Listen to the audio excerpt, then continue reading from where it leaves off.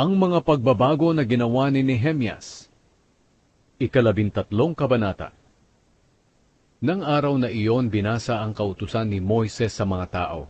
Nalaman nilang ipinagbabawal ang mga Amonita at mga Moabita na makihalubilo sa mga mamamayan ng Diyos, dahil hindi nila binigyan ng pagkain at inumin ang mga Israelita nang lumabas sila sa Ehipto. Sa halip, inupahan nila si Balaam na isumpa ang mga Israelita. Ngunit sa halip na sumpa, ginawa ito ng Diyos na pagpapala.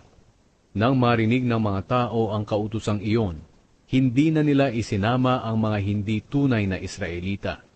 Bago ito nangyari, si Eliashib na pari na namamahala ng mga bodega sa templo ng aming Diyos at kamag-anak ni Tobia, ay nagpahintulot kay Tobia na gamitin ang malaking kwarto sa templo. Ang kwartong ito ay ginagamit noon na bodega para sa mga handog na pagkain, insenso, mga kagamitan sa templo, mga handog sa mga pari, mga ikapu ng mga trigo, bagong katas ng ubas at langis, na ayon sa kautusan ay para sa mga Levita, sa mga awit, at sa mga gwardya ng mga pintuan ng templo. Wala pa ako sa Jerusalem nang mangyari ito, dahil noong 32 taon ng paghahari ni Artaxerxes sa Babylonia, pumunta ako sa kanya. Kinalaunan pinayagan din niya ako na makabalik sa Jerusalem, at pagdating ko, nalaman ko ang masamang ginawa ni Eliashib na nagpatira kay Tobia sa kwarto na nasa harapan ng templo ng Diyos. Sa tindi ng galit ko, pinagtatapon ko ang lahat ng kagamitan ni Tobia palabas ng kwarto. Agad kong iniutos na linisin ang kwarto. At pagkatapos, pinabalik ko roon ang mga kagamitan ng templo, pati ang mga handog na pagkain at ang insenso. Nalaman ko rin na ang mga Levita ay hindi na nabigyan ng bahagi na para sa kanila. Kaya sila at ang mga awit na pinagkatiwalaan ng mga gawain sa templo ay nagsiuwi para magsaka. Kaya pinagsabihan ko ang mga opisyal, "Bakit pinapabayaan niyo ang templo ng Diyos?" Ipinatawag ko agad ang mga Levita at ang mga awit at pinabalik sa mga gawain nila sa templo. At muli ang lahat ng mamamayan ng Huda ay nagdala ng ikapu ng kanilang mga trigo, bagong katas ng ubas, at langis doon sa mga bodega. Ang pinamahala ko sa mga bodega ay si Shelemia na pari, si Zadok na tagapagturo ng kautusan, at ang Levitang si Pedaya. Pinatulong ko rin sa kanila si Hanan na anak ni Zakur at apo ni Matanya. Sila ang pinili ko dahil maaasahan sila. Ipinagkatiwala ko rin sa kanila ang pamamahagi ng mga pangangailangan ng kapwa nila manggagawa sa templo. Pagkatapos ay nanalangin ako, "O aking Diyos, alalahanin po ninyo ako at huwag kalimutan ang tapat kong paglilingkod para sa inyong templo at sa mga gawain dito." Nang oras na iyon, may nakita akong mga taga-Huda na pumipisa ng mga ubas sa araw ng pamamahinga. Ang iba sa kanila ay nagkakarga ng mga trigo, alak, ubas, igos, at iba pang mga bagay sa mga asno para dalhin sa Jerusalem at ipagbili. Kaya pinagsabihan ko sila na huwag ipagbili ang mga produkto nila sa araw ng pamamahinga.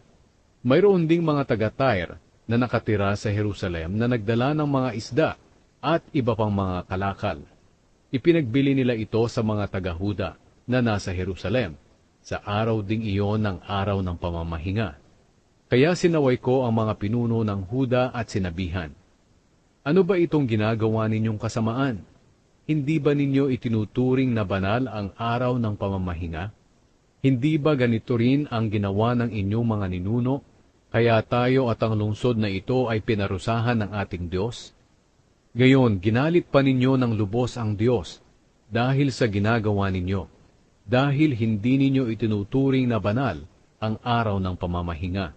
Kaya nag-utos ako na isara ang pintuan ng lungsod tuwing Biyernes habang papalubog ang araw, at huwag itong bubuksan hanggat hindi pa natatapos ang araw ng pamamahinga. Pinabantayan ko sa mga tauhan ko ang mga pintuan para walang makapasok na kahit anong tinda sa lungsod sa araw ng pamamahinga. Kung minsan, ang mga mangangalakal ay natutulog sa labas ng Jerusalem kapag Biyernes ng gabi. Pero binalaan ko sila, Sinabi ko, bakit dito kayo natutulog sa pader ng lungsod? Kapag inulit nyo pa ito, parurusahan ko kayo. Kaya mula noon, hindi na sila bumalik sa araw ng pamamahinga. Pagkatapos, inutusan ko ang mga Levita na maging malinis at magbantay sa mga pintuan upang ituring na banal ng mga tao ang araw ng pamamahinga.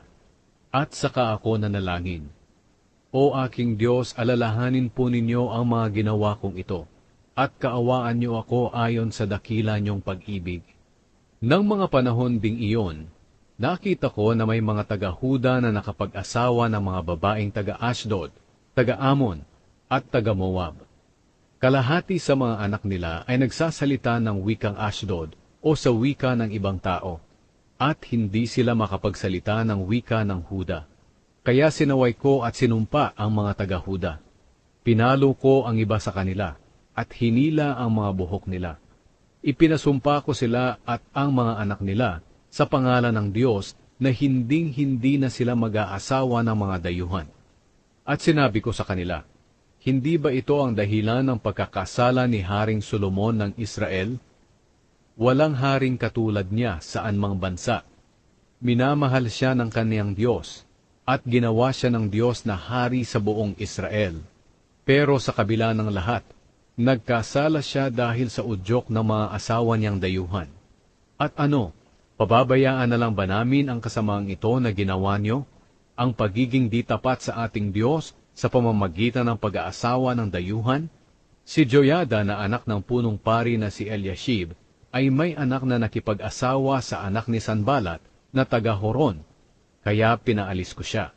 Pagkatapos ay nanalangin ako, O aking Diyos, huwag niyo pong kalilimutan na binaliwala nila ang kanilang pagkapari at ang sinumpaan nila bilang mga pari at mga Levita. Kaya tiniyak ko na ang mga mamamayan ng Israel ay malaya na sa kahit anong impluwensya ng mga dayuhan. At binigyan ko ng trabaho ang mga pari at ang mga Levita ayon sa bawat gawain nila. Tiniyak ko rin na ang mga panggatong na gagamitin sa paghahandog ay madadala sa tamang panahon, pati ang mga unang ani. At nanalangin ako, O aking Diyos, alalahanin po ninyo ako at pagpalain.